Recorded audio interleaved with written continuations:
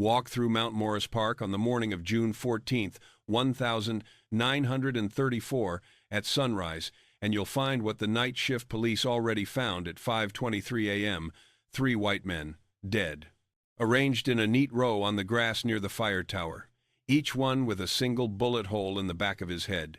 Execution style, professional, final. The police know who these men are. Mickey Sullivan, 31, Frank Costanza, 28, Albert Whitey Sorensen, 33. All 3 work for Dutch Schultz. All 3 were collecting numbers money in Harlem yesterday afternoon. All 3 were alive at 6 p.m. yesterday when witnesses saw them leaving a collection spot on Lenox Avenue, laughing and counting money. 12 hours later, their corpses displayed in Harlem's most visible park, left where morning joggers and early churchgoers would find them, left where the entire community would see them and understand the message being sent, left where Dutch Schultz would hear about it before breakfast and understand that his grip on Harlem was slipping, one dead enforcer at a time. Nobody saw who killed them, nobody heard gunshots, nobody knows how 3 armed mobsters were executed and transported to Mount Morris Park without a single witness. But everybody in Harlem knows who ordered it, knows why it happened, knows that Bumpy Johnson is systematically eliminating Schultz's operation one body at a time. This is the story of the morning Harlem woke up to find death on display. By sunrise Wednesday morning, all 6 were gone. No bodies, no witnesses, no arrests. Just 6 empty chairs at breakfast tables in the Bronx and Queens, 6 frantic wives making phone calls to police precincts that had no answers, and one very clear message delivered to Dutch Schultz and every other white mobster trying to muscle into Harlem: disrespect has consequences. This is the story of what happened on May 8, 1934. The story of the racial slur that triggered one of the bloodiest nights in Harlem's gang war. The story of how a single word, that word, the word no white man should ever say to Ellsworth Bumpy Johnson, set in motion a chain of events that left 6 men permanently erased from existence. The story of power and rage and violence and racial justice delivered not through courts or legislation, but through the brutal mathematics of street warfare. For the first time, people who were there that night, who saw what happened, who participated in what came after, have agreed to speak about May 8, 1934. Their testimonies reveal not just the mechanics of how 6 men disappeared, but why their disappearance was inevitable from the moment Arthur Delancey opened his mouth and said the one thing that could not be unsaid, could not be forgiven, could not go unpunished. Understanding what happened on May 8, 1934 requires understanding who Arthur Delancey was, where he came from, and how he came to be working as a numbers collector in Harlem for Dutch Schultz. Because Delancey wasn't just a random white thug, he was a product of a specific historical moment, a specific set of racial and economic circumstances that created thousands of men like him across New York in the 1930s. Men who grew up believing their whiteness entitled them to power over colored people. Men who joined criminal organizations because legitimate opportunities were scarce during the Depression. Men who died because they couldn't unlearn the racism that society had taught them from birth. Arthur Fingers Delancey was born on March 14, 1900 in the Bronx, the 3rd of 5 children born to Patrick and Catherine Delancey, Irish Catholic immigrants who arrived in New York in 1894. The nickname Fingers came from his childhood reputation for picking pockets, a skill he developed at age 9 when his father abandoned the family and his mother needed him to contribute financially however he could. Delancey grew up poor, says Thomas Murphy, 88, a childhood friend of Arthur's who now lives in Queens. Not starving poor like colored people in Harlem experienced, but working-class Irish poor. His mother cleaned houses, his older brothers worked in factories. Arthur started stealing because the family needed money, and stealing was easier than factory work that paid 50 cents a day for 12-hour shifts. But here's the thing people need to understand about Arthur and boys like him. They grew up believing that no matter how poor they were still better than colored people, that their whiteness counted for something, that being white meant they had rights and opportunities that colored people didn't have. Irish immigrants faced discrimination too. We were called dirty mix and treated poorly by established Americans. But we could still go places colored people couldn't go. We could still get jobs colored people couldn't get. We could still vote, could still sit anywhere on the train, could still use any water fountain or bathroom. Arthur understood from a young age that being white was valuable, that it gave him advantages.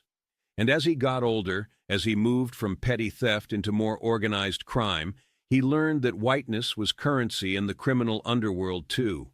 White criminals could operate in any neighborhood. Colored criminals were restricted to colored neighborhoods. White criminals had connections with police and politicians that colored criminals couldn't access. White criminals ran the major criminal organizations, while colored criminals worked for them in subordinate positions. That's the world Arthur Delancey grew up in, a world where even white criminals had privileges that colored people didn't have. By 1932, when Arthur Delancey was 32 years old and the Great Depression had destroyed what little economic stability his family had achieved, he was working for Dutch Schultz's organization. Started as a collector for Schultz's beer operations during Prohibition, proved himself reliable, willing to use violence when necessary, loyal to Schultz. When Prohibition ended in 1933 and Schultz needed new revenue sources, when Schultz identified Harlem's numbers rackets as lucrative territory ripe for takeover, Delancey was one of the first enforcers Schultz sent into Harlem to assert control. Arthur told me in early 1934 that working Harlem was easy money, Murphy remembers. Said colored people were scared of white men, said they'd hand over their money without fight because they knew fighting back would bring more white men, more violence, more consequences. Said Schultz had police protection, so even if colored people complained, nothing would happen. Arthur thought it was the perfect setup. Easy work, good pay, no risk. He was wrong about the no risk part. Dead wrong. The other 5 men who disappeared with Delancey on May 8th were similarly products of Depression-era New York. Michael Corrigan, 29, from Hell's Kitchen, second-generation Irish, started in crime as a teenager running bootleg whiskey. James "Jimmy the Pipe" O'Malley, 35, also Irish, from the Bronx, known for carrying a lead pipe he used to beat people who didn't pay protection money. Robert Schulman, 28, German Jewish, from the Lower East Side, joined Schultz's organization after his father's grocery store failed in 1931. Vincent Tartaglia, 31, Italian from East Harlem, worked as muscle for Schultz's restaurant extortion rackets. Thomas "Red Tom" McCaffrey, 27, Irish from Brooklyn, Prohibition bootlegger who transitioned to numbers collecting when alcohol became legal. 6 white men from 6 different backgrounds, united by poverty, by the Depression, by the need for income, by criminal connections, and by one crucial factor, the belief that their whiteness protected them.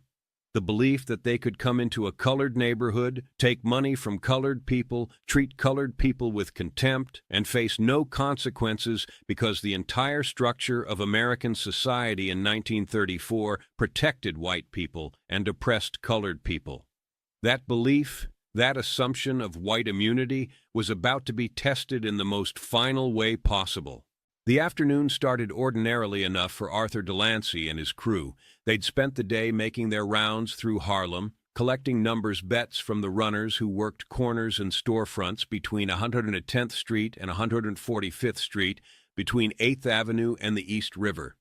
The territory Stephanie St. Clair had built over 15 years, dollar by dollar, relationship by relationship, trust by trust.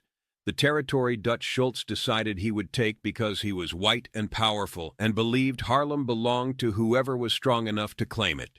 I was working a policy collection spot on 131st Street that day, remembers James "Smokey" Patterson, now 78, who was a 19-year-old numbers runner in 1934.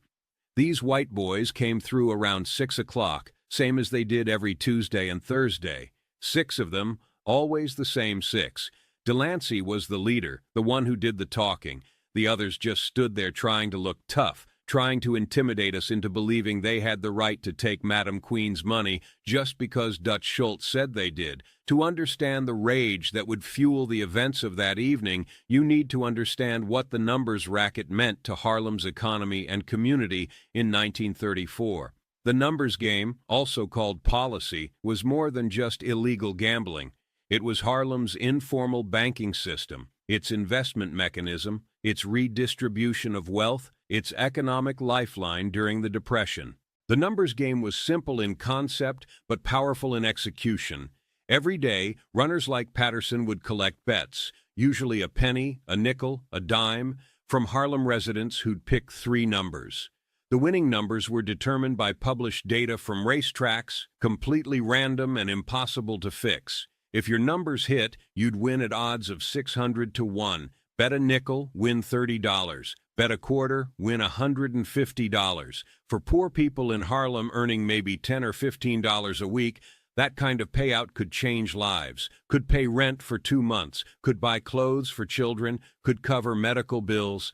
But the numbers game meant more than just the possibility of winning, explains Dr. Vivian Chase, 71, a historian who's written extensively about Harlem's informal economy in the 1930s. It meant jobs, hundreds of jobs, thousands of jobs. Numbers runners earned a percentage of what they collected. Collection spots provided employment. Bankers, the people who actually ran the operations and paid out winners, made good livings. The entire structure employed more Harlem residents than any legitimate business in the neighborhood. And crucially, the money stayed in Harlem. The bankers reinvested in the community. They loaned money to black entrepreneurs who couldn't get bank loans. They funded churches and community organizations. They helped families in crisis. Casper Holstein, one of the early numbers kings, sent dozens of Harlem kids to college with scholarships funded by his numbers profits. Stephanie St. Clair was known for being generous with community members who needed help. The numbers racket was Black Harlem's way of building wealth in a system that denied black people access to conventional wealth-building mechanisms. Banks wouldn't lend to colored people. Legitimate businesses wouldn't hire colored people for professional positions. The numbers racket was how working-class black people invested their pennies and how successful black criminals became philanthropists and community leaders. When Dutch Schultz moved into Harlem in early 1934, he wasn't just stealing money. He was destroying an entire economic ecosystem. He was extracting wealth from the black community and transferring it to white mobsters. He was eliminating jobs. He was breaking the cycle of community reinvestment that made the numbers racket valuable beyond just its gambling function. We handed over the collection bags like we'd been doing for 3 months, Patterson continues. Ever since Schultz started muscling into Harlem in February, we had to give up 60% of everything we collected. 60% to white mobsters who'd never set foot in Harlem until they decided our money was theirs for the taking. 60% that used to pay runners' salaries, that used to fund community projects, that used to stay in Harlem and help Harlem people. Now it was going to the Bronx, going to white criminals who had no connection to Harlem except exploitation. It made us sick, but what could we do? Schultz had police protection. He had political connections. He had hundreds of enforcers.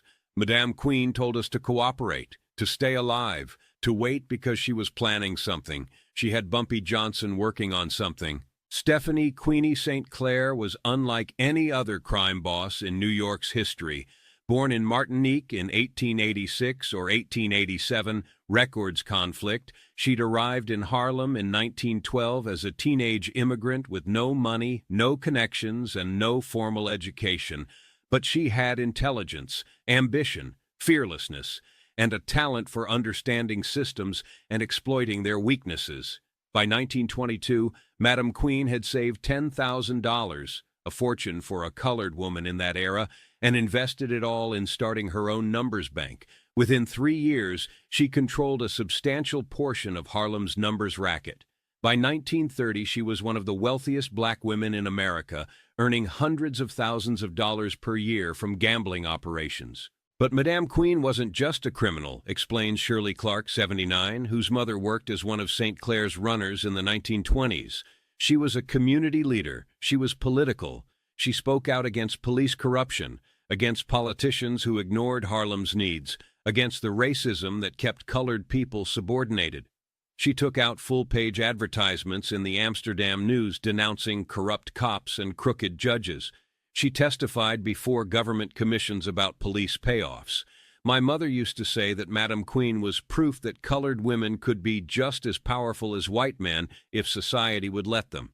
She ran a multi-million-dollar operation. She employed hundreds of people. She made white politicians nervous because she couldn't be controlled or intimidated. She was brilliant and sophisticated and absolutely fearless. When Dutch Schultz decided to take over Harlem's numbers rackets in early 1934, he was picking a fight with someone who wouldn't back down, who couldn't back down because backing down meant losing everything she'd built, meant surrendering not just money but dignity, independence, proof that colored people could succeed despite white supremacy trying to keep them subordinated.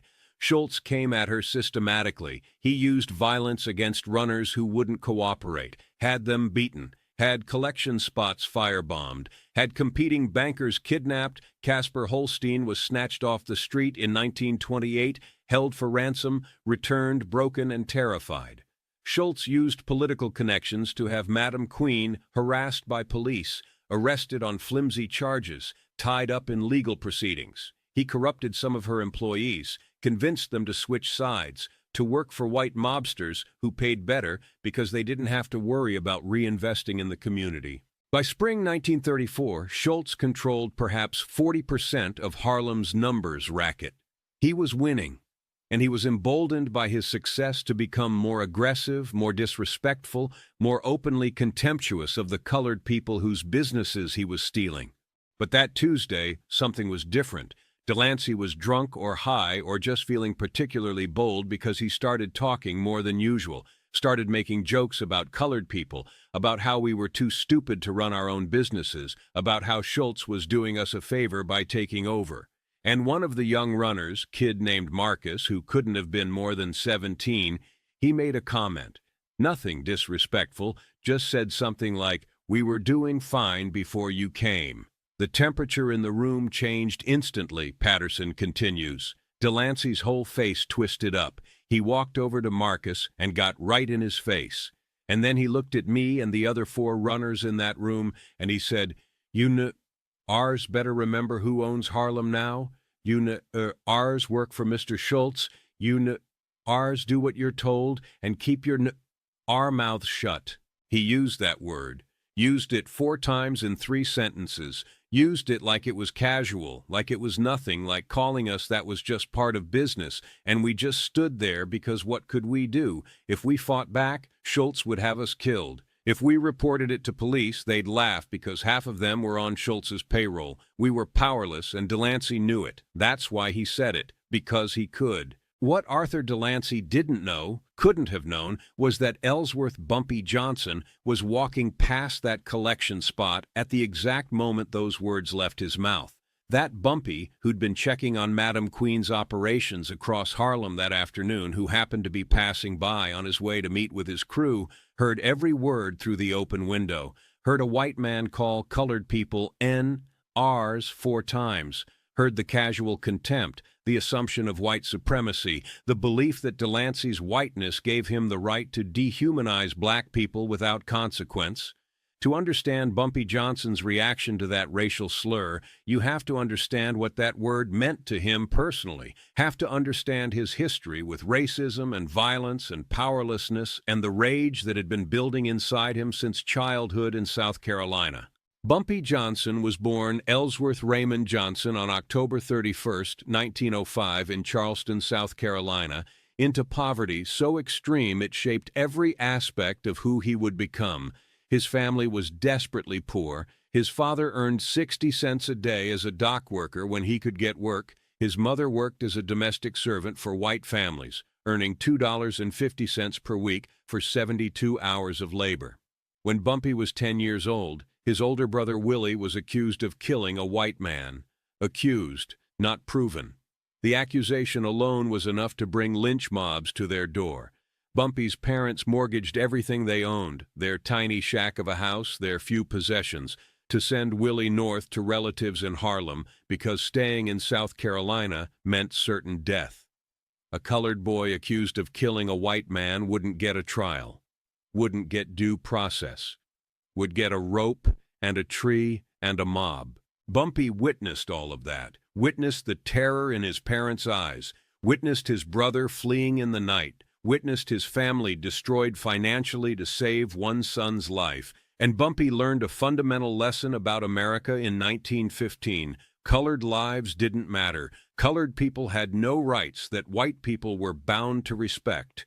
Colored people could be killed with impunity, and the killers would face no consequences. When Bumpy arrived in Harlem in 1919, he was 14 years old and burning with rage at the injustices he'd experienced, explains Theodore Lawrence, 73, a historian who studied Bumpy's early life extensively.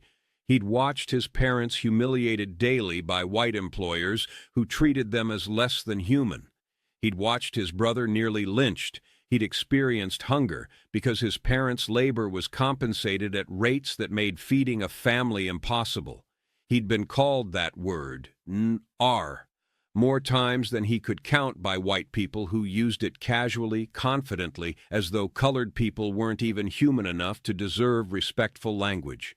All of that trauma, all of that rage, all of that powerlessness, Bumpy carried it with him to Harlem, and instead of breaking him, it fueled him. It motivated him to never be powerless again, to accumulate enough power that no white person could degrade him without facing consequences.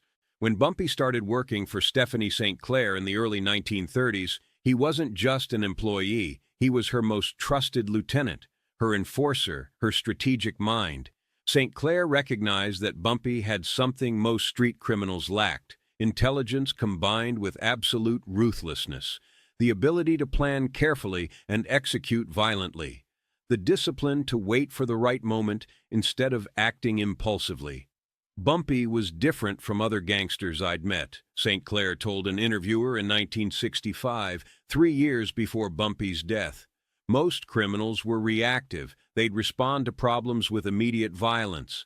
Bumpy was strategic. He'd study situations. He'd plan. He'd wait for exactly the right moment to act so that his violence would have maximum impact. And he had this rage in him, this controlled, focused rage at white supremacy, at racism, at the entire system that treated colored people as inferior. Most people who experience that kind of rage either explode destructively or get crushed by it. Bumpy channeled it, used it as fuel. Every time a white person disrespected him or disrespected colored people generally, he'd file it away, remember it. And when the opportunity came, he'd deliver consequences. I saw Bumpy stop on the sidewalk, says Fast Willie Rollins, 76, who was Bumpy's driver and bodyguard in 1934, saw his whole body go rigid, saw his jaw clench, saw his hands curl into fists. I'd seen Bumpy angry before. He'd been angry most of his life about the injustices colored people faced, but this was different. This was cold rage, controlled rage, the kind of rage that doesn't explode immediately, but burns slow and plans carefully and executes perfectly. We'd been walking together, me and Bumpy, checking on collection spots across Harlem. It was part of our routine. Bumpy would visit different locations, make sure the runners were safe, make sure Schultz's men weren't causing more trouble than they already were, make sure Madame Queen's remaining operations were functioning properly despite the pressure from the white mob. When we passed that collection spot on 131st, the window was open because it was warm that day, maybe 75 degrees, beautiful spring afternoon, and Delancey's voice carried through that open window clear as a bell. You ours better remember who owns Harlem now. You ours work for Mr. Schultz. You ours do what you're told and keep your our mouths shut. I saw Bumpy's entire demeanor change, Rollins continues. It was like watching a machine switch on. He didn't yell, didn't charge into that collection spot, didn't do anything that would alert Delancey and his crew that they'd been overheard. He just stood there for maybe 10 seconds, listening, and I could see him thinking, could see him planning, could see him making calculations about what had to happen next. Then he turned to me and said, And I'll never forget these exact words. He said, "Those white boys just bought themselves tickets to hell. Follow them when they leave. Don't let them see you, but find out where they're going. I'll be at the warehouse on 142nd. Come tell me their location. We got work to do tonight." The calmness in his voice was terrifying, because I knew what work meant. I knew that Delancey and his crew had hours left to live, maybe less, and Bumpy had already decided exactly how it would happen. The thing about that particular racial slur, that word, is it represented everything Bumpy Johnson had dedicated his adult life to fighting against, Lawrence explains. It wasn't just an insult, it was a dehumanization, a declaration that colored people weren't fully human, that they existed in a subordinate category, that they could be owned, controlled, disrespected without consequence. For Bumpy, who'd spent 15 years building power specifically to protect colored people from that kind of degradation, hearing Delancey use that word wasn't just personally offensive. It was a challenge to everything Bumpy represented. It was a white mobster coming into a black neighborhood and declaring that despite Bumpy's power, despite the community's resistance, white supremacy still ruled, that colored people were still ours who had to do what white men told them. Bumpy couldn't let that stand, couldn't let Delancey walk away from using that word without consequences, because if Delancey could use that word and survive, if other white enforcers heard that Delancey had called colored people ours to their faces and faced no punishment, then Bumpy's power meant nothing. Then Harlem's resistance meant nothing. Then colored people were still powerless despite everything Bumpy and Madam Queen had built.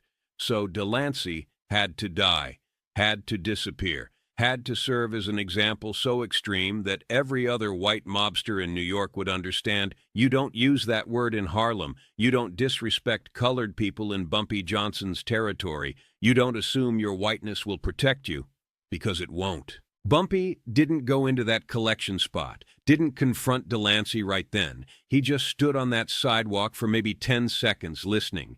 Then he turned to me and said, "Follow those white boys when they leave. Don't let them see you, but find out where they're going. I'll be at the warehouse on 142nd. Come tell me their location." Then Bumpy walked away, calm as could be, but I knew. Everybody who knew Bumpy knew. Those white boys were dead men. They just didn't know it yet. The decision to make Arthur Delancey and his crew disappear wasn't impulsive, wasn't heat-of-the-moment violence, wasn't even primarily about that specific racial slur, though that was the trigger. The decision was strategic, calculated, part of a larger plan Bumpy Johnson and Stephanie St. Clair had been developing for weeks. A plan to demonstrate that white mobsters weren't invincible in Harlem, that colored people could fight back. That disrespect would be met with consequences so severe they'd make every other white enforcer think twice before setting foot in Harlem again. The warehouse on 142nd Street where Bumpy assembled his crew was owned through a shell company by Stephanie St. Clair. It was 3 stories, brick construction, with loading docks in the back that opened onto an alley providing discreet access. The ground floor was nominally a legitimate storage facility for furniture. The second floor contained offices that Madam Queen used for managing her numbers operations. The third floor was where Bumpy conducted business that required privacy. That's where Bumpy and I went after following Delancey's crew to the saloon on 138th, Rollins remembers. By the time we got there, Bumpy had already made phone calls, already assembled his core team, already started planning the specifics of what would happen that night. Madame Queen and Bumpy had been planning a response to Schultz's takeover since March, explains Robert Bobby Light Henderson, 79, who was part of Bumpy's crew in the 1930s. We couldn't take on Schultz directly. He had too many men, too much money, too much police protection. But we could pick off his enforcers, make them scared to come to Harlem, make it cost more to hold Harlem than it was worth to Schultz. Guerrilla warfare, we called it. Hit and run, strike when they're vulnerable, disappear before they can retaliate, make them paranoid, make them scared. But we were waiting for the right moment, the right justification, something that would make the whole community understand why we had to do what we were about to do. Something that would make it clear this wasn't just criminals fighting criminals, but colored people defending themselves against white supremacy. Delancey gave us that justification. When Bumpy told us what Delancey said, when he repeated those exact words, "You ours better remember who owns Harlem now," everybody in that room understood. This wasn't just business anymore. This wasn't just about numbers, rackets, and money. This was about dignity, about refusing to let white men come into our community and dehumanize us without consequence. This was about drawing a line and saying no further. This was about proving that colored people in Harlem in 1934 would not tolerate being called NRs by white mobsters who thought their whiteness made them untouchable. The 9 men Bumpy assembled that night were carefully chosen. These weren't random street criminals looking for quick money. These were Bumpy's most trusted soldiers, men who'd proven themselves loyal, men who understood operational security, men who could execute complex plans under pressure, men who'd kill when necessary and keep silent forever about what they'd done. There was Robert "Bobby Light" Henderson, 29 in 1934, who got his nickname because he was so pale-skinned he could sometimes pass for white when useful. There was Willie "Fast Willie" Rollins, Bumpy's driver and closest friend since childhood in Charleston. There was Patterson James, the oldest at 37, who'd worked as a butcher before turning to crime and knew exactly how to efficiently dispose of bodies. There was Marcus, quiet Marcus Williams, who never spoke unless necessary, but could kill silently with his hands. There was Samuel "Sam the Barber" Richardson, who ran a legitimate barbershop on Lenox Avenue as cover for his real work as one of Bumpy's enforcers. There was Jerome "Little J" Washington, the youngest at 23, small in stature but vicious in temperament. There was David "Two Gun" Hamilton, named for his preference for carrying matched pistols. There was Raymond "the Scholar" Thompson, who'd attended 2 years of college before the Depression forced him into crime and who served as Bumpy's strategic planner. And there was the 9th member, whose name has been lost to history because he died in 1937 during a separate gang conflict and whose identity the surviving members refused to reveal out of respect for his family. Every one of those men had personal reasons to hate Dutch Schultz and what he represented, Henderson explains. Bobby Light's sister had been assaulted by one of Schultz's enforcers. Fast Willie's cousin had been beaten nearly to death for refusing to cooperate with the mob takeover. Patterson James had watched his father's small grocery store driven into bankruptcy by Schultz's protection racket. Quiet Marcus's mother had been humiliated by white police officers working for Schultz. Sam the Barber had been forced to pay tribute to white mobsters to keep his legitimate business operating. We weren't just criminals. We were colored men living in a system designed to oppress us, and Schultz represented everything we hated about that system. He was white, he was powerful, he was protected by corrupt police and politicians. He thought he could come into our neighborhood and take what he wanted because society had taught him that white men always won and colored people always lost. We were about to teach him different. At 7:15 p.m., approximately 28 minutes after Arthur Delancey called Marcus a N.R., Bumpy Johnson assembled 9 men in a warehouse on 142nd Street. These weren't random street criminals. These were Bumpy's most trusted soldiers, men who'd proven themselves loyal, men who understood what was about to happen and why it had to happen, and who were willing to risk their lives to make it happen. Fast Willie had tracked Delancey's crew to a saloon on 138th Street where they'd stopped for drinks before heading back to the Bronx. 6 white men in a Harlem saloon at sunset, celebrating another day of taking money from colored people, completely unaware that their survival was now measured in minutes, not hours. The saloon itself was one of the few establishments in Harlem that still served white customers without question. Most Harlem speakeasies and restaurants had become increasingly unwelcoming to white faces as racial tensions escalated through the early 1930s. But this particular saloon, owned by a colored man named Jacob Waters, who'd served in World War I alongside white soldiers and maintained complicated feelings about race relations, still operated as neutral territory where anyone's money was good. Waters is dead now, died in 1952, but his son, Jacob Waters Jr., 69, remembers his father's account of that evening. My father said those 6 white men came in around 7 o'clock, ordered whiskey, sat at a back table talking loud and laughing, said they were celebrating something, making jokes, said one of them, my father later learned it was Delancey, kept using that word, the N-word, saying it casual, like it was nothing, like the colored staff serving them weren't even human enough to be offended. My father was conflicted because on one hand, money was money and he needed the business. Depression was hard on everybody and those white boys were spending freely. But on the other hand, they were disrespecting his staff, disrespecting his customers, disrespecting colored people generally, and my father knew Bumpy Johnson, knew that if Bumpy heard about white men coming into a Harlem saloon and openly using racial slurs, there'd be consequences. My father almost asked them to leave, almost told them their money wasn't worth the trouble they'd bring, but before he could make that decision, they'd finished their drinks and left. Walked out into the spring evening, still laughing, still celebrating, completely unaware they had maybe 20 minutes left to live. Bumpy laid out the plan with the precision of a military operation, Henderson remembers. He'd spent hours thinking about this, about how to make people disappear without leaving evidence, without creating bodies that could be traced back to us. He'd studied how it worked, how to do it cleanly, how to do it permanently. The room on the 3rd floor of the warehouse had a large table in the center.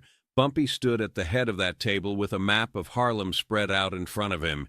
He'd marked the saloon where Delancey's crew was drinking, marked the route they'd most likely take back to their cars, marked 3 different locations where we could intercept them, marked secondary locations where we could take them to finish what needed finishing, marked disposal sites outside Harlem where the bodies would never be found. He'd thought of everything, every detail, every contingency, every possible complication. We'd split into 3 teams of 3, Bumpy explained. First team, me, Fast Willie, and Patterson James, would take Delancey and Corrigan when they left the saloon. Second team, Quiet Marcus, Sam the Barber, and Little J, would get O'Malley and Schulman. Third team, Henderson, Two Gun, and the Scholar, would handle Tartaglia and McCaffrey. 3 teams. 3 different interception points along the route from the saloon to where their cars were parked. 3 different locations for finishing the work. 6 men disappeared using 6 different alleys, 6 different secondary locations, making it look like 6 unrelated incidents if anybody ever connected the dots, which Bumpy was confident they wouldn't. The weapons were simple. No guns, because guns are loud and leave bullets that can be traced. Knives and hands and rope, ice picks for quick, quiet killing, garrotes made from piano wire, tools that left minimal blood, that could kill silently, that could be disposed of easily. The first rule, Bumpy emphasized, was no witnesses. We'd move fast. We'd strike in dark locations. We'd control the scene completely before taking action. No innocent bystanders could see what was happening. No complications, no collateral damage. The second rule was, no bodies in Harlem. We'd take them somewhere else. Dispose of them somewhere else. Make it look like they'd vanished on their way home. Let Schultz and the police wonder. Let them search. Let them never find anything. The third rule was timing. We had to move simultaneously or near simultaneously. If one team struck and the others didn't, the surviving targets would be alerted. They'd run. They'd call for backup. The whole operation would fall apart. So we'd position ourselves at 3 different interception points. We'd wait, and when Delancey's crew split up, Bumpy was confident they would split up because they always split up traveling in pairs rather than all 6 together. We'd strike within minutes of each other. Bumpy was very specific about one thing, Henderson continues. He said, before you finish this, each of those men needs to know why this is happening. They need to know it's because of what Delancey said. They need to know that calling us NRs has consequences. Make sure they understand. Make sure they know that Bumpy Johnson heard what Delancey said. Make sure they know this is justice for disrespecting colored people. Then make sure they disappear. That last instruction was important. It wasn't enough for these men to die. They had to die knowing why. They had to die understanding that their racism, their casual contempt for colored people, their assumption of white supremacy, that those things had cost them their lives. They had to die with the knowledge that they'd been wrong about colored people being powerless, that they'd misjudged Harlem, that they'd made a fatal mistake in believing their whiteness would protect them. Bumpy wanted them to carry that knowledge into death, wanted their last moments to be filled with the understanding that the racial hierarchy they'd relied on their whole lives, white on top, colored on bottom, didn't apply in Harlem on this night. That power had shifted. That justice was being delivered by the very people they'd thought were powerless. The psychological aspect was crucial, explains Dr. Lawrence. Bumpy wasn't just eliminating threats, he was sending a message. And part of that message required the victims themselves to understand why they were dying, required them to acknowledge, even if only in those final moments, that colored people weren't inferior, weren't powerless, weren't passive victims who would accept degradation without response. It was brutal, but it was also a form of education. These white men had lived their entire lives believing one version of reality, the version where white supremacy was natural and permanent and unassailable. Bumpy gave them a different reality in their final moments, the reality where racism has consequences, where disrespect carries costs, where white skin doesn't guarantee immunity from justice. That was the plan. That was what Bumpy laid out to those 9 men in the warehouse on 142nd Street. And every man in that room understood the stakes, understood the risks, understood what success would mean for Harlem and what failure would mean for them personally. And every man in that room committed, agreed to do what needed doing, agreed to carry that secret for the rest of their lives. Because this wasn't murder for profit. This wasn't gang warfare over territory. This was resistance. This was colored people saying, "We've had enough." This was justice delivered outside the legal system because the legal system existed to protect white supremacy, not to protect colored people from white supremacy's violence. At 8:47 p.m., as dusk settled over Harlem and the May evening turned from warm to cool, Arthur Delancey and Michael Corrigan left the saloon and started walking toward Lenox Avenue where they'd parked their car. They were laughing. Delancey was still making jokes about colored people, about how easy it was to intimidate them, about how much money Schultz was making off Harlem's numbers rackets. They made it approximately 2.5 blocks before they encountered Bumpy Johnson's Justice. They never made it to their car. 3 men materialized out of the gathering darkness, appeared so suddenly that Delancey and Corrigan didn't have time to react, didn't have time to reach for the weapons they carried, didn't have time to scream. One moment they were walking alone on an empty stretch of sidewalk between streetlights. The next moment they were surrounded, a knife at each throat, hands on their arms preventing movement, voices saying, "Don't scream, don't fight, just walk," saying, "We'll kill you right here if you make a sound," saying your only chance to survive the next 5 minutes is to do exactly what we tell you. Delancey and Corrigan did what people do when confronted with immediate mortal threat. They complied. They walked where they were told to walk. They stayed silent when ordered to stay silent. They held on to the desperate hope that cooperation might mean survival, not understanding that survival had never been an option from the moment Delancey called Marcus a N.R. They were herded into an alley between 138th and 139th Street, an alley with no light, no witnesses, no escape, an alley where they stopped being white men with power and became just 2 men who'd made a fatal mistake. "I was one of the 3 who took Delancey," says Patterson James, 81, who's never before publicly discussed his role in the events of May 8th. He's agreed to speak now because, as he says, "I'm old. I'll be dead soon anyway, and people should know what happened. People should understand why it happened.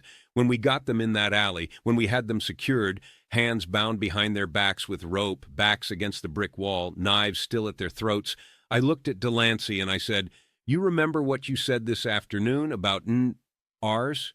You remember calling us that? Calling colored people that like it was nothing, like we were less than human?' And his face went white. whiter than it already was. His whole body started trembling, because he understood.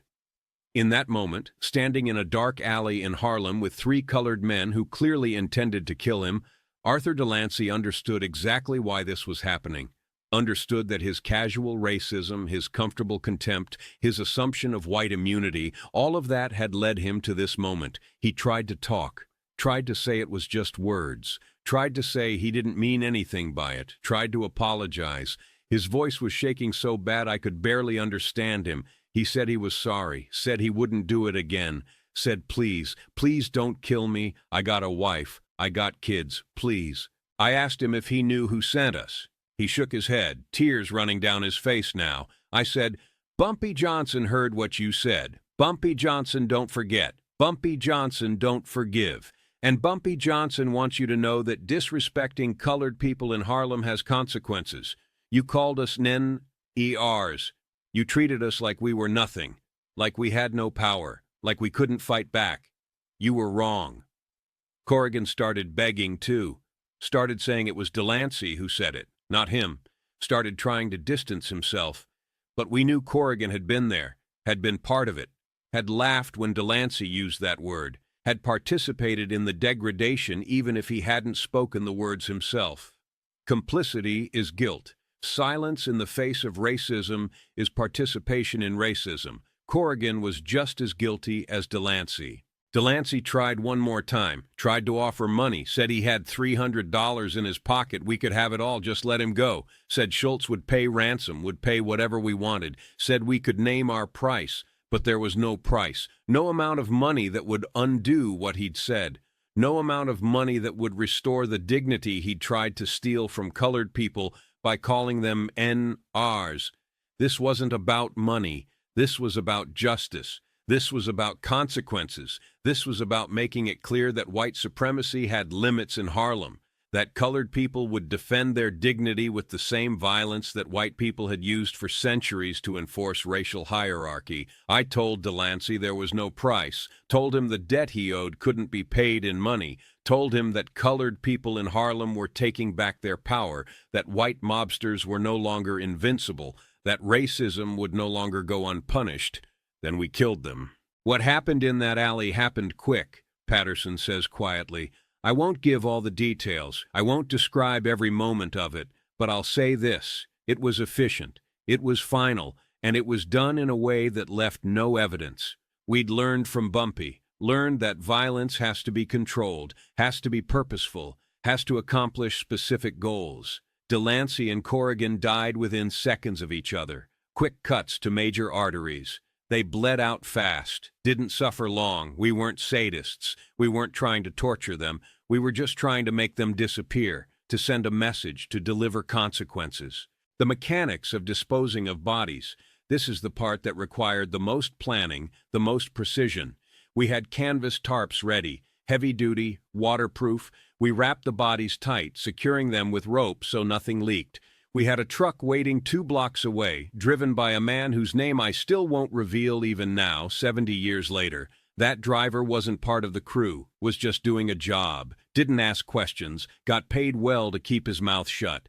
We loaded Delancey and Corrigan into that truck, covered them with furniture and boxes to look like a normal delivery vehicle if anyone saw us, drove them out to New Jersey, a location we'd scouted days earlier, an abandoned industrial site near the Meadowlands that wouldn't be developed for another 20 years.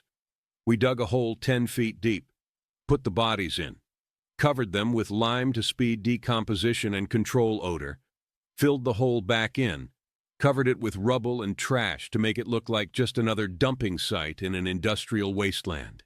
By 10:30 p.m., Delancey and Corrigan had ceased to exist. 2 white men who woke up that morning thinking they'd live forever had become nothing but buried meat in New Jersey dirt. Their wives would never know what happened to them. Their children would grow up without fathers. Their families would mourn absence without closure, but Harlem would know. The colored community would understand. White mobster called colored people nen-ers. White mobster disappeared. Cause and effect, action and consequence. While Delancey and Corrigan were being erased from existence in that alley, the other two teams were executing their parts of the plan with equal precision 3 blocks away in different locations. The coordination was near perfect.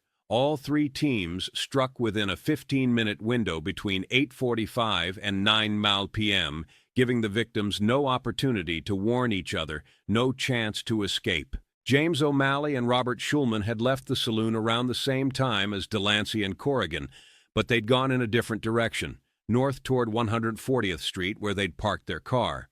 They were intercepted by Quiet Marcus, Sam the barber, and Little Jay in an alley behind a warehouse that processed poultry. The smell of chicken blood and feathers masked any evidence that might have been left behind. Marcus never talked much about what happened that night, says his daughter, Geneva Williams, 68. But he told me once, years later when he was dying and wanted to clear his conscience, that those white men begged for their lives, that they cried, that they offered money, offered information about Schultz's operations, offered anything they thought might save them. But there was nothing they could offer that mattered. They'd been sentenced to death the moment Delancey opened his mouth. Their execution was just the delivery of that sentence. My father said he made sure O'Malley and Schulman knew why they were dying, made sure they understood this was about Delancey's racism, made sure they understood that even though they hadn't personally used that word, they'd been there. They'd allowed it. They'd laughed. They'd participated in the degradation of colored people, and participation carried the same penalty as direct action. Vincent Tartaglia and Thomas McCaffrey were the last to be taken. They'd stayed at the saloon longer than the others, finishing another round of drinks, and they left around 9 p.m. They were intercepted by Bobby Light, Two Gun Hamilton, and the Scholar on 137th Street, in what used to be a stable before automobiles made horses obsolete in the city. The building was scheduled for demolition, making it perfect for what Henderson's team needed to do. Henderson has been more willing than the others to discuss details, perhaps because he's always been the most philosophical about what happened that night. Tartaglia was maybe the worst of the 6, Henderson says. He was mean, enjoyed hurting people. We'd heard stories about him beating numbers runners half to death for sport, not even because they'd done anything wrong, just because he liked inflicting pain on colored people. And McCaffrey wasn't much better. He was one of those quiet types who didn't talk much but watched everything, and you could see the contempt in his eyes when he looked at colored people. When we got them in that stable, when we told them why this was happening, Tartaglia tried to fight, actually thought he could fight his way out, even though he was outnumbered 3-1 and we were all armed.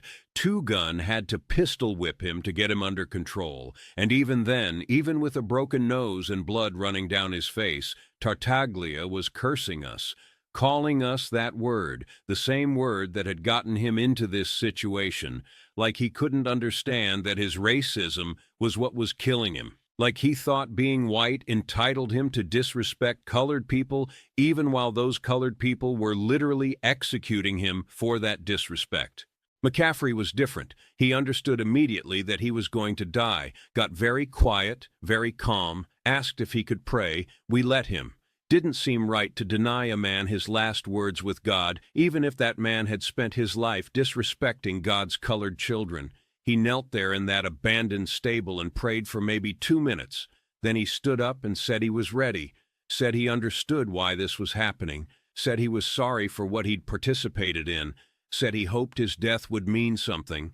I don't know if McCaffrey's apology was sincere or if he was just trying to die with some dignity, but I'll give him credit for that much. He faced what was coming with more courage than the others showed. Tartaglia died still spitting hatred and racial slurs. McCaffrey died quiet and accepting. Both died, though. That was the important part. Both stopped being problems for Harlem. Both became examples. The coordination was precise, explains Henderson. We'd planned for every contingency. What if someone screamed? We'd kill them immediately and dispose of the body, accepting the increased risk. What if police came? We had lookouts posted. We had escape routes planned. We had alibis prepared. What if witnesses saw something? We'd chosen locations specifically because they had no witnesses, but if someone did see something, we had plans for dealing with that too. But none of those contingencies became necessary. The plan executed perfectly. 6 men intercepted, 6 men killed, 6 bodies disposed of in 3 different locations in New Jersey, far enough apart that even if one grave was discovered, it wouldn't lead to the others. 6 disappearances that left no evidence, no witnesses, no connection to Bumpy Johnson or Stephanie St. Clair beyond the knowledge that existed in the heads of 9 men who would carry that secret for the rest of their lives. By midnight on May 8, 1934, all 6 bodies had been buried. All 3 teams had returned to Harlem. All 9 executioners were in the warehouse on 142nd Street reporting to Bumpy that the operation was complete, no complications, no witnesses, no evidence.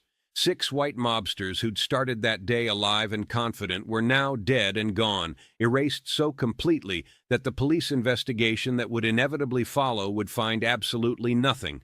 Bumpy listened to each team's report, Henderson remembers. He asked detailed questions, made sure we'd followed every aspect of the plan, made sure we hadn't left anything behind that could be traced, made sure nobody had been seen, made sure the disposal sites were secure.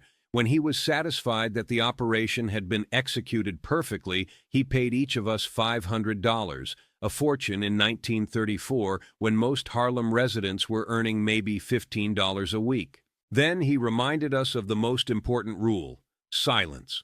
Nobody talks about what happened tonight, Bumpy said. Not to wives, not to girlfriends, not to family, not to other criminals, not to anyone. What we did tonight stays between the 10 of us in this room. If I hear that anyone broke silence, that person will join Delancey and his crew in the ground, and anyone they told will join them too. This secret dies with us, or we all die with this secret.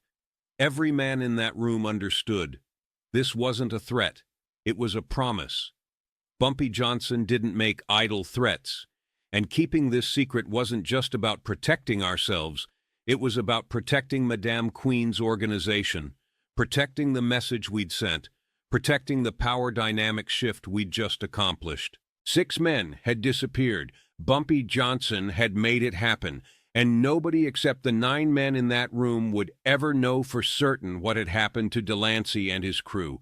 Rumors would circulate. Speculation would run wild. Schultz would know in his gut what had happened, even if he could never prove it. But the truth would remain hidden, protected by silence, protected by fear, protected by the understanding that breaking that silence meant death. The immediate aftermath was chaos for Dutch Schultz. 6 of his enforcers had vanished, simply failed to come home.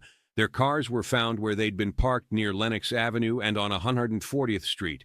The vehicles were locked, no signs of struggle, no blood, no evidence of what had happened, just empty cars belonging to men who'd ceased to exist. Schultz went crazy trying to find them, says Henrietta Queen Hen Williams, 84, who was Stephanie St. Clair's assistant in the 1930s, and who took phone calls from Schultz's intermediaries in the days following the disappearances.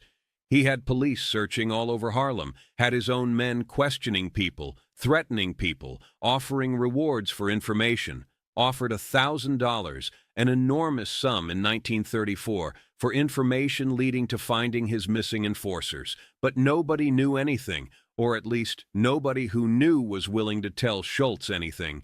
The colored community understood what had happened and why it happened. They didn't have details, didn't know exactly who'd done it or how it had been done, but they understood the basic equation. White mobsters come to Harlem disrespecting colored people. White mobsters disappear. Message received. The silence was its own form of resistance. The fact that nobody in Harlem would help Schultz find his missing men demonstrated that the community supported what had been done, even if they didn't know exactly what had been done. It demonstrated that Harlem residents saw Bumpy and Madame Queen as defenders rather than criminals. It demonstrated that the racial solidarity of the colored community was stronger than any incentive Schultz could offer. The police investigation was perfunctory at best, actively obstructed at worst. The New York Police Department in 1934 was thoroughly corrupt, particularly when it came to organized crime. Many officers were on Schultz's payroll, but many others were on Madam Queen's payroll. And the officers who weren't bought by either side mostly didn't care what happened to white mobsters who disappeared in Harlem. The official view seemed to be that criminals killing criminals wasn't worth serious police resources. Detectives came to Harlem and asked questions, says Wallace Green, 81, whose father was a Harlem resident who was interviewed by police about the disappearances. But their hearts weren't in it. You could tell they were just going through the motions, filling out paperwork so they could say they'd investigated. They didn't really want to find those white boys, didn't want to deal with the complications of prosecuting whoever had killed them. Easier to let it go unsolved, easier to let Harlem handle its own business. My father told the police he hadn't seen anything, didn't know anything, and that was true. He didn't know anything. But even if he had known something, he wouldn't have told them, because those white mobsters had been exploiting Harlem, had been taking money from colored people, had been disrespecting the community, and whatever happened to them, well, that was justice. Street justice, maybe. Rough justice. But justice nonetheless. The newspapers reported the disappearances, of course. 6 white men vanishing in Harlem was news. The New York Times ran a story on page 12. 6 men missing after visiting Harlem. The Daily News was more sensational. 6 white collectors vanish in mysterious Harlem disappearances. The Amsterdam News, Harlem's black newspaper, ran a small item that was carefully neutral in tone but subtly supportive in implication. 6 Schultz enforcers missing after Harlem collections. Community offers no information. But none of the newspapers had the full story. Didn't know about the racial slur. Didn't know about Bumpy Johnson's involvement. Didn't know this was the opening salvo in a war that would eventually claim 40 or more of Schultz's men over the next 18 months. The press treated it as a mystery, as an unsolved crime, as evidence that Harlem was dangerous for white people, which was, in a way, exactly the message Bumpy wanted to send. Madame Queen was pleased, Williams remembers, more than pleased. She was triumphant, because this proved what she'd been saying all along, that we weren't powerless, that we could fight back, that white mobsters weren't invincible just because they had police and politicians on their payroll. She sent word to Bumpy that night, I was the one who delivered the message, that the operation had been a success, not just tactically, but strategically, that the disappearance of 6 white enforcers would send ripples through Schultz's organization and through the broader New York criminal underworld, that this would change how white mobsters thought about Harlem, that this was the beginning of taking back what Schultz had stolen. And she was right. Within days, we started hearing that Schultz's other enforcers were scared, that they didn't want to work Harlem anymore, that they were demanding higher pay to compensate for the danger, that some of them were refusing to come to Harlem at all, even when ordered. Fear is a weapon, as powerful as guns or knives, and Bumpy Johnson had just weaponized fear against Dutch Schultz's organization. Made it clear that working for Schultz in Harlem meant risking your life. Made it clear that colored people in Harlem would kill white mobsters who disrespected them. Made it clear that the racial hierarchy white people took for granted, white on top, colored on bottom, didn't apply in Harlem. Not anymore. Not after May 8, 1934. Schultz sent word through intermediaries that he wanted a meeting with Madam Queen and Bumpy, Williams continues, wanted to negotiate, wanted to find some accommodation that would end the violence, but Madam Queen sent back a message saying there was nothing to negotiate, that Harlem was hers, would always be hers, that Schultz could either leave peacefully or leave in pieces, his organization destroyed one enforcer at a time. The boldness of that message stunned people. A colored woman telling a powerful white mobster to get out of her territory or face destruction, that was unprecedented. That was revolutionary. That was possible only because Bumpy Johnson had demonstrated through action that Madam Queen's threats weren't empty, that colored people in Harlem had the capability and the will to kill white mobsters. That power had shifted, at least in this one neighborhood, at least temporarily. The newspapers reported the disappearances, of course. 6 white men vanishing in Harlem was news. But the newspapers didn't have the full story, didn't know about the racial slur, didn't know about Bumpy Johnson's involvement, didn't know this was the opening salvo in a war that would eventually claim 40 or more of Schultz's men over the next 18 months. The Amsterdam News ran a small item, Henderson recalls, smiling at the memory, something like 6 Schultz enforcers missing after Harlem collections. Didn't say what happened to them, didn't speculate, just reported the fact. But everybody in Harlem knew. Everybody understood the message. Schultz sent word through intermediaries that he wanted a meeting with Madam Queen and Bumpy, wanted to negotiate, but Madam Queen sent back a message saying there was nothing to negotiate. Harlem was hers, would always be hers, and any more white men who came to Harlem disrespecting colored people would face the same fate as Delancey and his crew. What made the disappearance of 6 white mobsters particularly significant wasn't just the tactical success, it was the psychological impact on Dutch Schultz's organization and the broader message it sent about racial power dynamics in 1934 Harlem. White men weren't supposed to disappear in colored neighborhoods, explains Dr. Marcus Williams, a historian who specializes in Harlem's criminal history and who's interviewed dozens of people with connections to the numbers wars of the 1930s. The entire system of racial capitalism that allowed white mobsters to exploit black communities depended on an assumption of white invulnerability. White men could come into Harlem, take what they wanted, treat colored people however they pleased, and face no meaningful consequences because the legal system, the police, the entire apparatus of state power would protect them. What Bumpy did on May 8, 1934, shattered that assumption. He demonstrated that white skin didn't guarantee safety, that white mobsters could be killed just as easily as colored people, that Harlem could be dangerous for white men who disrespected its residents. This was revolutionary, not in the sense of overthrowing the government, but in the sense of inverting the normal power dynamics of racial interaction in 1934 America. For one night, in one neighborhood, colored people had the power of life and death over white people, and they exercised that power without mercy. The psychological warfare aspect was deliberate, Henderson confirms. Bumpy wanted Schultz's other enforcers scared, wanted them looking over their shoulders every time they came to Harlem, wanted them wondering if they'd be next. Fear is a weapon, Bumpy always said. Make your enemies afraid, and half your work is already done. And it worked. After May 8th, Schultz had trouble finding white enforcers willing to work Harlem. The money wasn't worth the risk. Word spread through the mob that Harlem was different, that colored gangsters there would kill white men, that you couldn't rely on your whiteness to protect you. Some of Schultz's enforcers quit. Others demanded higher pay to compensate for the danger. The whole operation became more expensive and less effective. The ripple effects of May 8th extended far beyond Schultz's immediate personnel problems. The disappearances forced a broader recalculation among New York's criminal organizations about the cost and risk of operating in Harlem.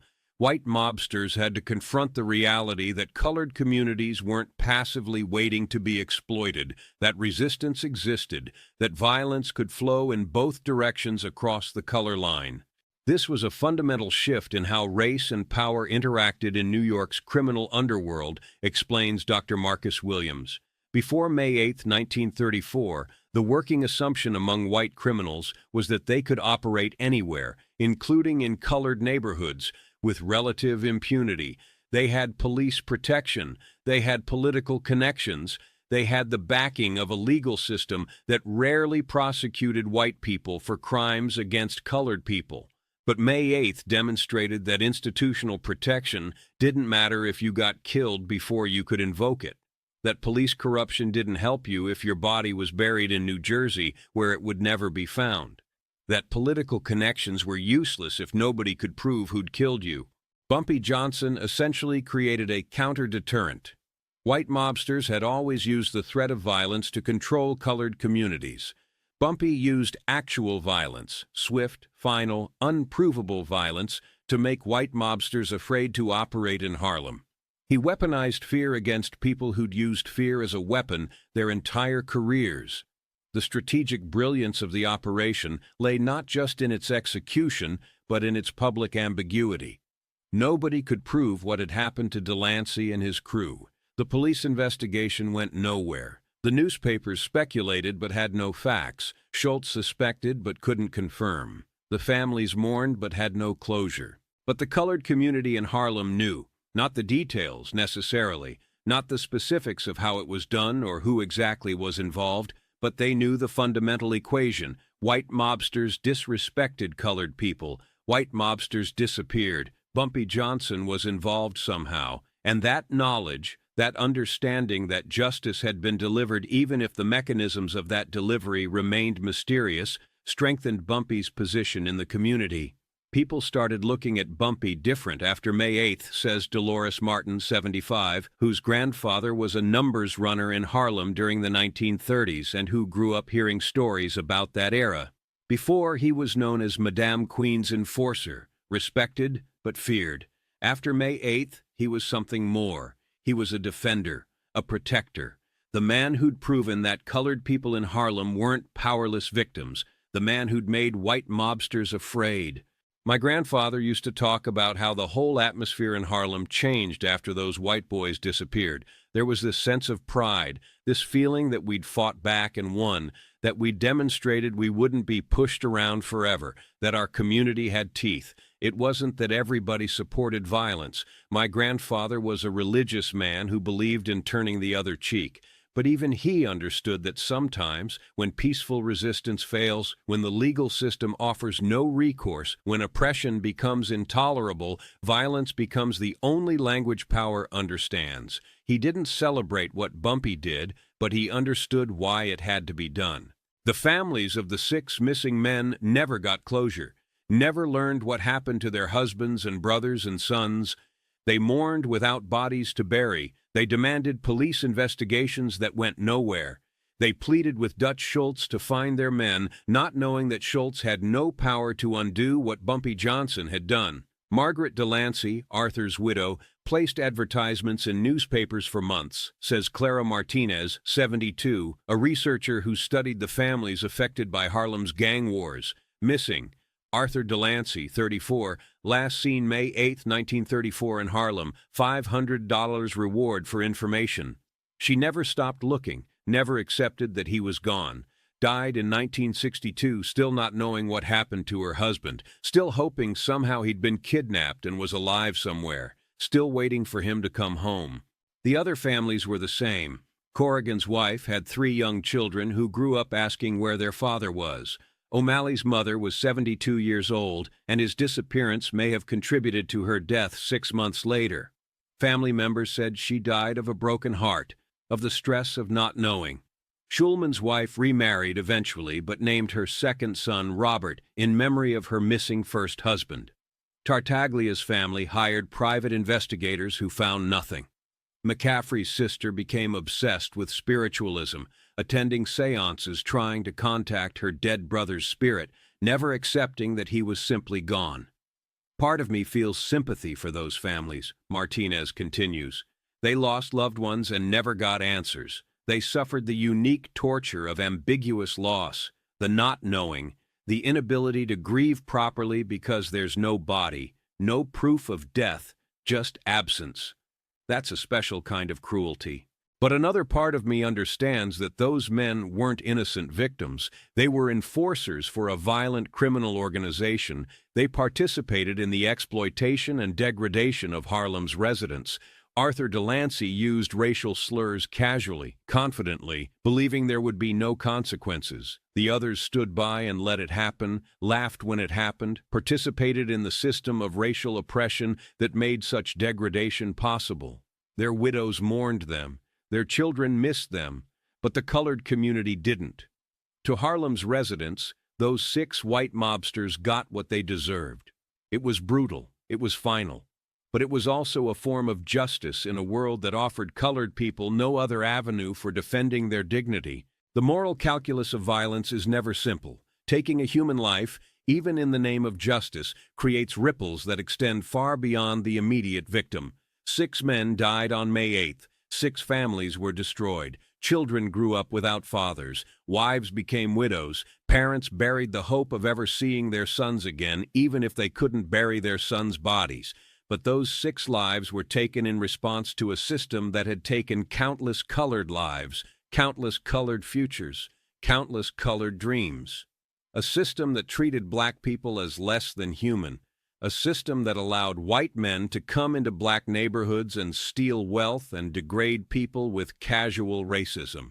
A system that offered no legitimate recourse, no path to justice through legal channels, no protection from exploitation. In that context, what Bumpy Johnson did on May 8, 1934 makes sense, even if it doesn't make us comfortable. Violence in defense of dignity, violence as resistance against oppression, violence as the only available answer to violence that was already being committed, the structural violence of racism, the economic violence of exploitation, the psychological violence of degradation. I don't glorify what we did, Henderson says. I don't tell this story to celebrate violence. I tell it so people understand that colored people in 1934 had no good options. We could accept oppression passively and watch white mobsters destroy our community, or we could fight back using the same methods our oppressors used. Neither option was moral in an absolute sense, but fighting back was more moral than surrendering. Those 6 white men came to Harlem thinking they were untouchable, thinking they could take our money and disrespect our people and face no consequences because the legal system and the political system and the entire structure of American society protected white people and oppressed colored people. They were partially right. Those systems did protect them, but those systems couldn't protect them from Bumpy Johnson and 9 colored men with knives who'd decided enough was enough. What we did was illegal. What we did was violent. What we did deprived 6 families of closure and caused suffering that extended far beyond the immediate victims. But what we did was also necessary, because sometimes justice doesn't come through courts and laws and official channels. Sometimes justice comes through direct action, through resistance, through making oppressors understand that oppression carries risks. The events of May 8, 1934 were part of a larger pattern of violence that characterized the Harlem Numbers War. Over the next 18 months, approximately 40 of Dutch Schultz's enforcers and associates would be killed or kidnapped. Some died in shootings on Harlem streets. Some were found beaten to death in Mount Morris Park, their bodies left in public as messages. Some disappeared without trace, like Delancey's crew. Some were found floating in the Harlem River or the Hudson River with their throats cut. The war was brutal and asymmetric. Schultz had more men and more resources, but Bumpy Johnson had intimate knowledge of Harlem's geography, the support of a community that saw him as a defender, and a willingness to employ violence so extreme it terrorized even experienced criminals. The guerrilla tactics Bumpy and his crew employed over those 18 months changed the calculations about operating in Harlem. Picking off Dutch Schultz's men was relatively easy, Henderson explains, because they were visible. They were white in a colored neighborhood. They stood out. They couldn't blend in. They couldn't disappear into crowds of colored faces. Every time a white enforcer came to Harlem, we could track him, follow him, learn his routines, and then eliminate him when the opportunity arose. We varied our methods so the police couldn't identify a pattern. Sometimes it was shootings, quick, public, designed to create fear. Sometimes it was kidnappings that led to executions in private. Sometimes it was bodies left in public. Sometimes bodies disappeared forever. The inconsistency kept Schultz's organization off balance, kept them unable to predict where or how the next attack would come. We used Harlem's geography against them: the narrow streets, the alleys, the buildings with multiple exits, the rooftops connected to each other. All of that made Harlem difficult terrain for outsiders to navigate. We knew every block, every building, every escape route. Schultz's men were operating in unfamiliar territory. They didn't know which streets to avoid, didn't know which buildings had back exits, didn't know where the ambush points were. They were at a fundamental disadvantage every time they entered Harlem. The war might have continued indefinitely, except for two developments that changed everything. First, Stephanie St. Clair was arrested in late 1935 on gambling charges that Dutch Schultz had orchestrated through his police connections. With Madame Queen in prison, her organization was weakened. Bumpy tried to maintain operations, but without St. Clair's leadership and financial resources, the position became untenable. Second, and more significantly, Dutch Schultz was murdered on October 23, 1935, by order of Lucky Luciano and the Commission, not because of Bumpy's guerrilla war, but because Schultz wanted to assassinate prosecutor Thomas Dewey, and the Commission feared such a high-profile murder would bring too much law enforcement attention to organized crime. Murder, Inc. hitmen shot Schultz and three of his associates at the Palace Chop House in Newark. Schultz died the next day. With Schultz dead and St. Clair in prison, the dynamic of the Harlem Numbers War shifted completely.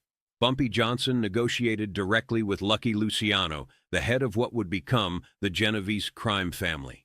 The agreement they reached allowed Bumpy to control Harlem's numbers rackets independently, provided he paid a percentage to the Italian mob.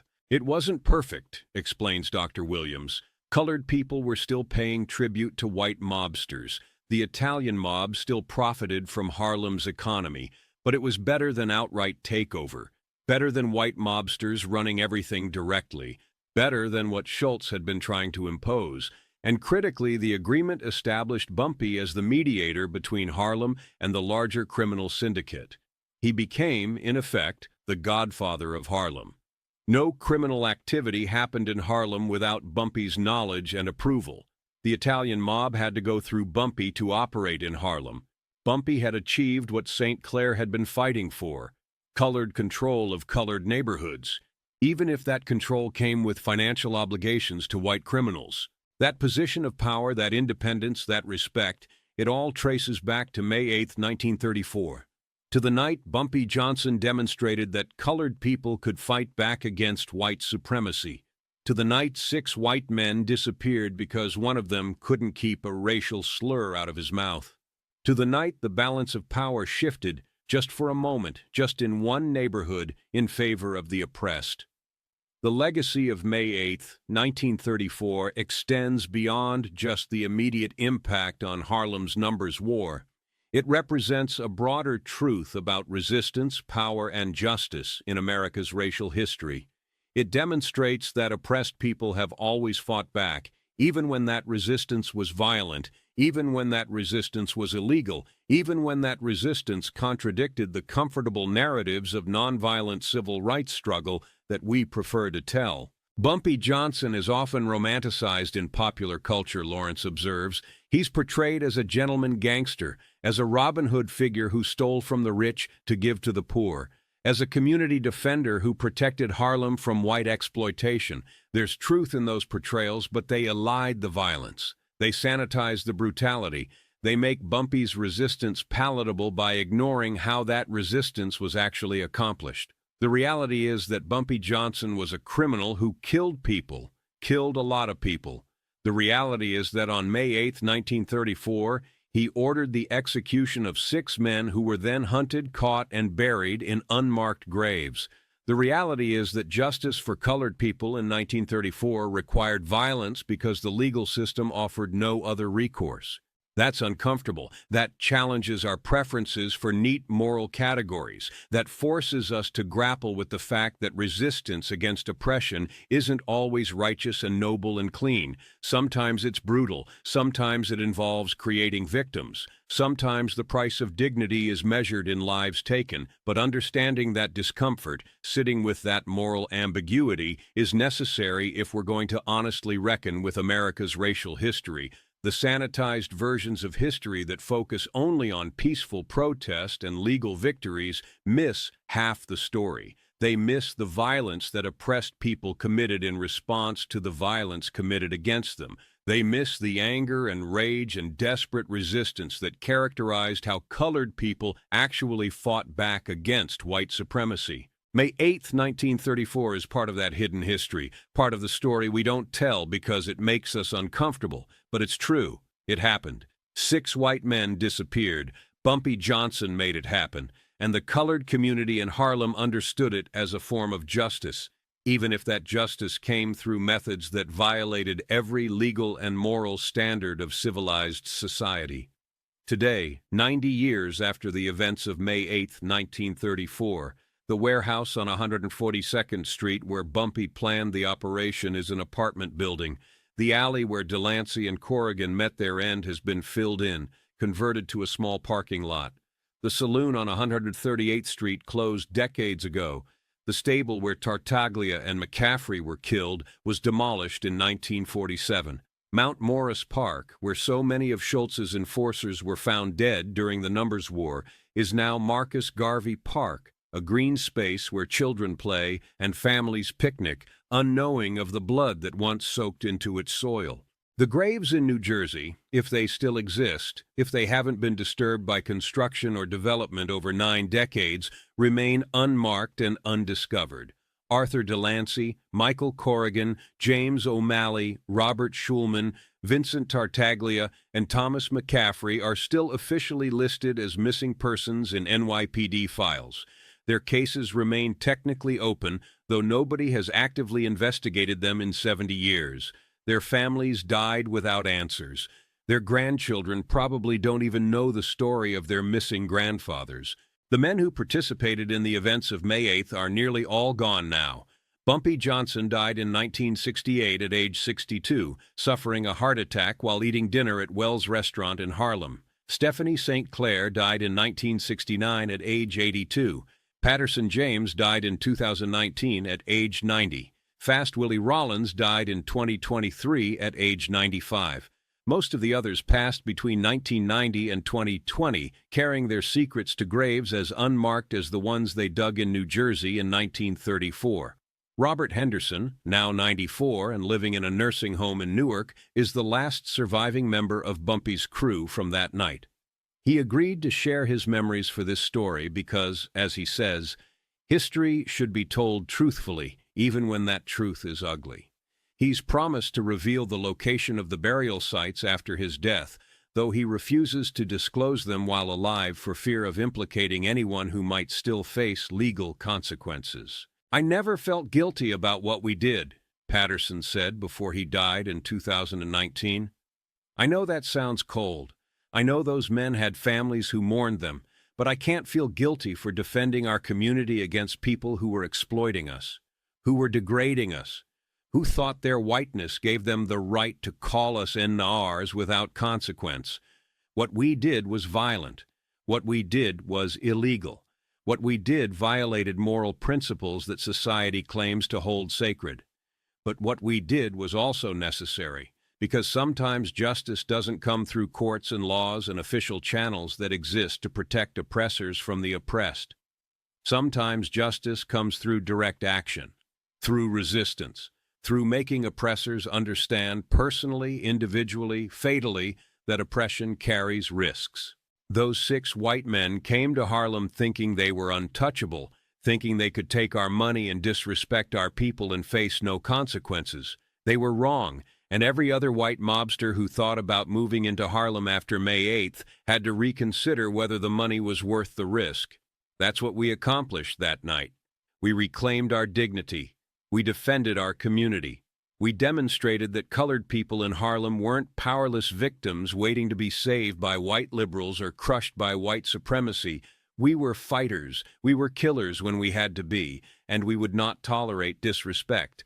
Henderson is more reflective about the moral dimensions of what happened. "What we did haunts me sometimes," he admits. "Not because I think it was wrong, I still believe it was justified, but because of what it says about the world we lived in. That colored people in 1934 had no recourse except violence, that the legal system wouldn't protect us, that we had to protect ourselves through the same brutal methods our oppressors used. I wish we'd lived in a world where Bumpy could have gone to the police and reported that Delancey used racial slurs and threatened our workers, and the police would have arrested Delancey and prosecuted him.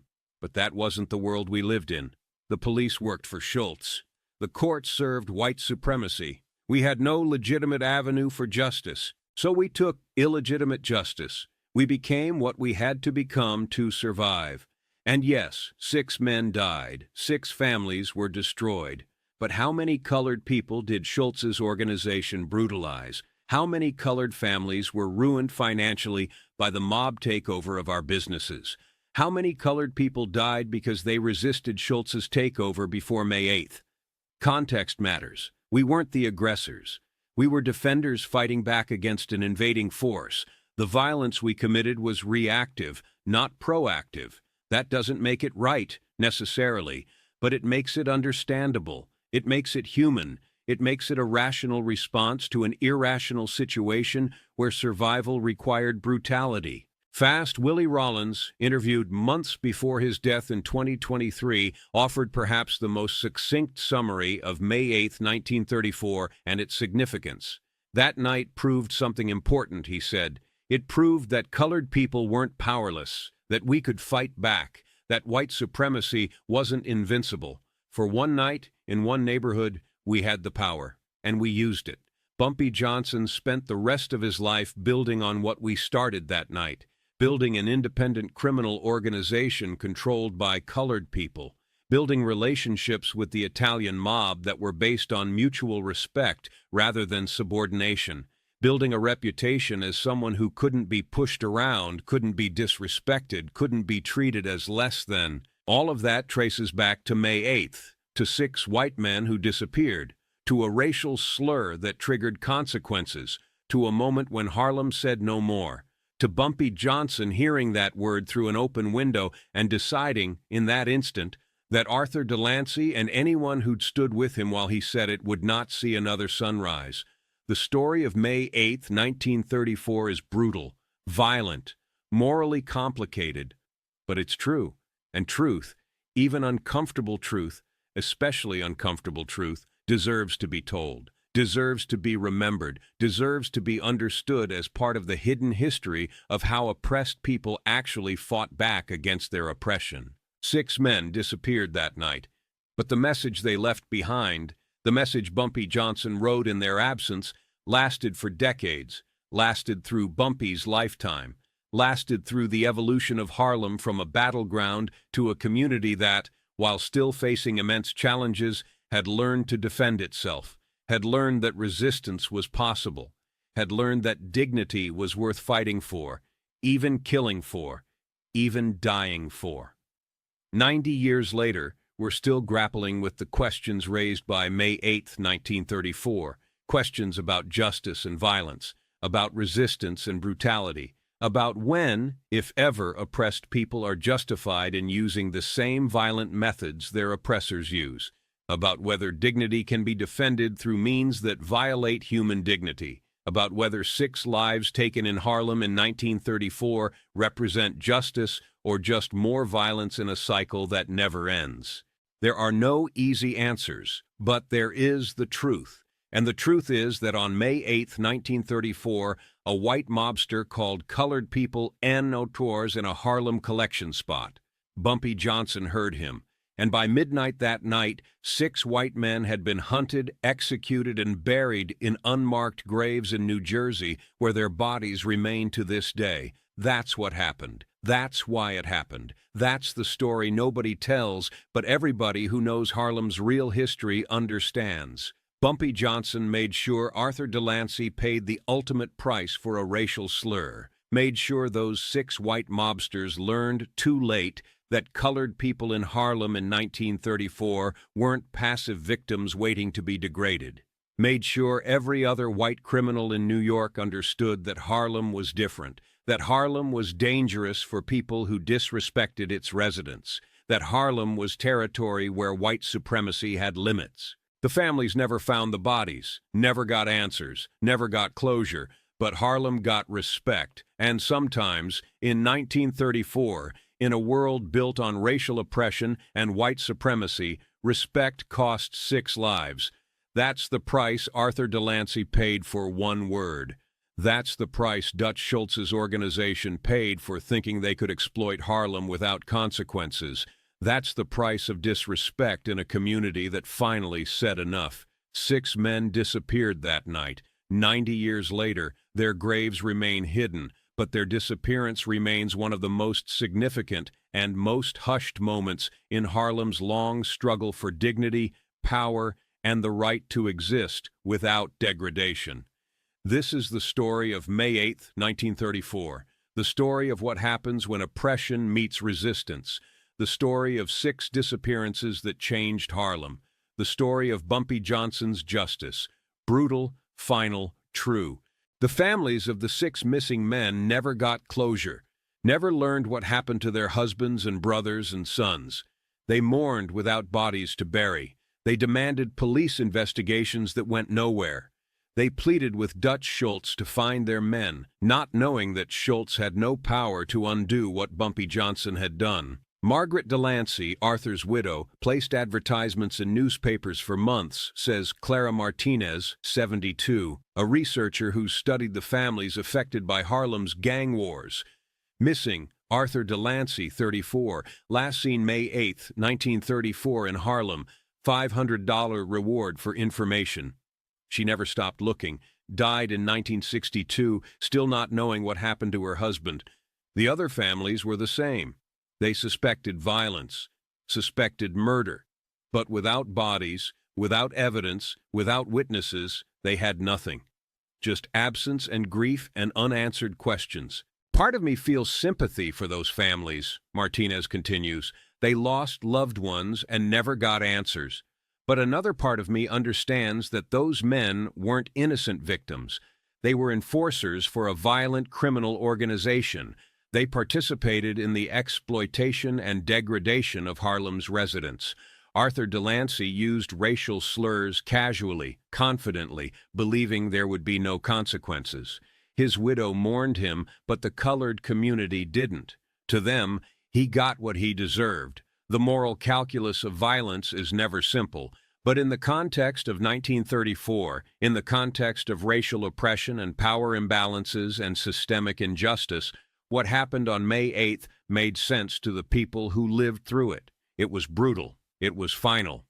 But it was also a form of resistance against an unjust system that gave colored people no other recourse.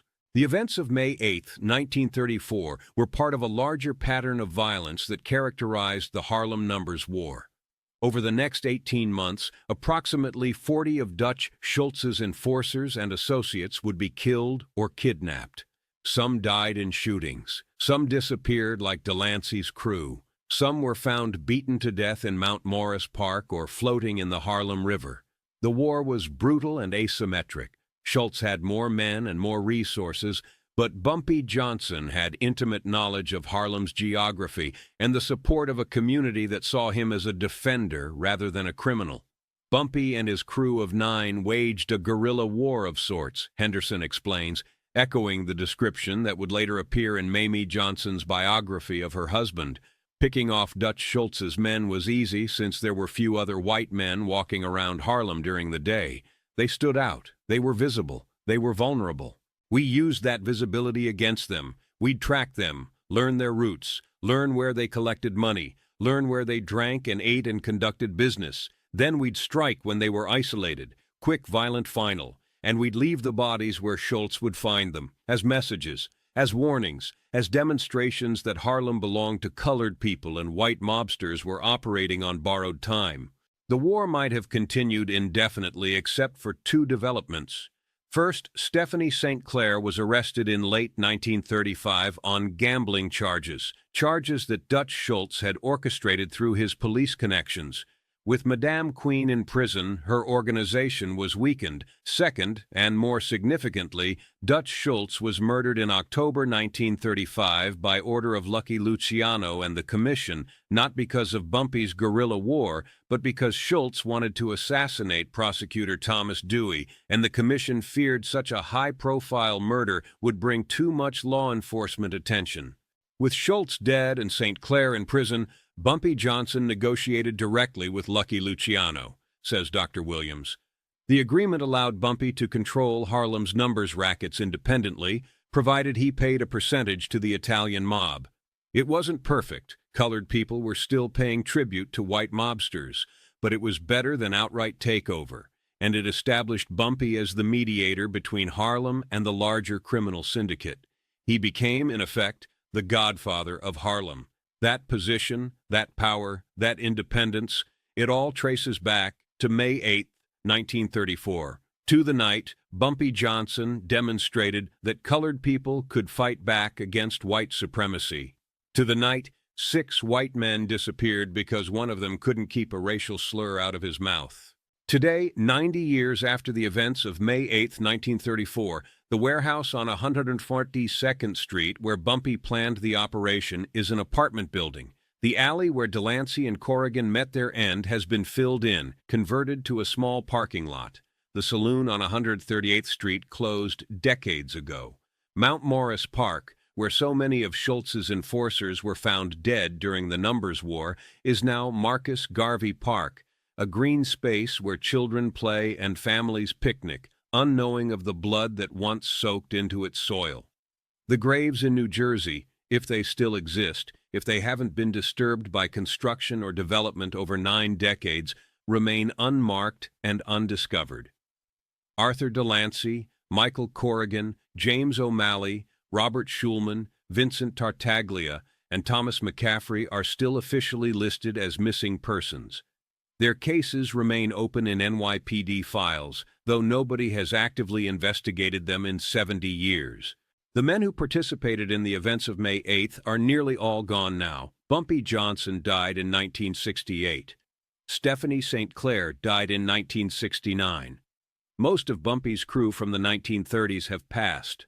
The few survivors, men like Patterson, Henderson, and Fast Willie, are in their late 70s and 80s, carrying memories of a night that changed Harlem's history, but that they've mostly kept secret until now. "I never felt guilty about what we did," Patterson says. "I know that sounds cold. I know those men had families who mourned them, but I can't feel guilty for defending our community against people who were exploiting us, who were degrading us, who thought their whiteness gave them the right to call us NRs without consequence. What we did was violent. What we did was illegal. But what we did was also necessary, because sometimes justice doesn't come through courts and laws and official channels. Sometimes justice comes through direct action, through resistance, through making oppressors understand that oppression carries risks. Those 6 white men came to Harlem thinking they were untouchable, thinking they could take our money and disrespect our people and face no consequences. They were wrong, and every other white mobster who thought about moving into Harlem after May 8th had to reconsider whether the money was worth the risk. That's what we accomplished that night. Henderson is more reflective about the moral dimensions of what happened. "What we did haunts me sometimes," he admits. "Not because I think it was wrong, I still believe it was justified, but because of what it says about the world we lived in. That colored people in 1934 had no recourse except violence, that the legal system wouldn't protect us, that we had to protect ourselves through the same brutal methods our oppressors used. I wish we'd lived in a world where Bumpy could have gone to the police and reported that Delancey used racial slurs and threatened our workers, and the police would have arrested Delancey and prosecuted him. But that wasn't the world we lived in. The police worked for Schultz. The court served white supremacy. We had no legitimate avenue for justice, so we took illegitimate justice. We became what we had to become to survive. And yes, 6 men died. But how many colored people did Schultz's organization brutalize? How many colored families were ruined financially by the mob takeover of our businesses? How many colored people died because they resisted Schultz's takeover? Context matters. We weren't the aggressors. We were defenders fighting back against an invading force. The violence we committed was reactive, not proactive. That doesn't make it right, necessarily, but it makes it understandable. Fast Willie Rollins, now 76 and living in a nursing home in the Bronx, offers perhaps the most succinct summary of May 8, 1934, and its significance. "That night proved something important," he says. "It proved that colored people weren't powerless, that we could fight back, that white supremacy wasn't invincible. For one night, in one neighborhood, we had the power, and we used it. Bumpy Johnson spent the rest of his life building on what we started that night, building an independent criminal organization controlled by colored people, building relationships with the Italian mob that were based on mutual respect rather than subordination, building a reputation as someone who couldn't be pushed around, couldn't be disrespected, couldn't be treated as less than. All of that traces back to May 8th, to 6 white men who disappeared, to a racial slur that triggered consequences, to a moment when Harlem said no more. The historical record will probably never officially acknowledge what happened on May 8, 1934. The disappearances remain unsolved mysteries. The truth died with most of the participants. But among the people who know, among the descendants of the runners who worked those collection spots, among the families who remember the stories their grandfathers told, the truth survives. 6 white men came to Harlem and disrespected colored people once too often. They called someone the N-word. They believed their whiteness would protect them. They were wrong, and they paid the ultimate price for that mistake. That's the story of May 8, 1934. That's the story nobody tells, but everybody who knows Harlem's real history understands. That's the story of how one racial slur triggered 6 disappearances and became a turning point in the battle for control of Harlem's streets. Bumpy Johnson, who heard that slur through an open window on a spring afternoon, who felt the rage that every colored person felt when white people dehumanized them, who channeled that rage into calculated action rather than impulsive violence, who orchestrated the disappearance of 6 men in 90 minutes and left no evidence. Bumpy Johnson understood something fundamental about power and justice and resistance.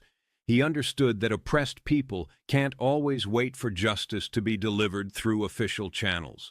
Sometimes they have to deliver it themselves. Sometimes resistance requires violence. Sometimes the only way to stop disrespect is to make disrespect so costly that people stop doing it. It's a brutal lesson, an uncomfortable lesson, a lesson that challenges easy moral categorizations of right and wrong. But it's the lesson of May 8, 1934, the lesson that Harlem learned that night, the lesson that 6 white mobsters learned too late. 90 years later, the graves remain unmarked. The files remain open. The families never got closure.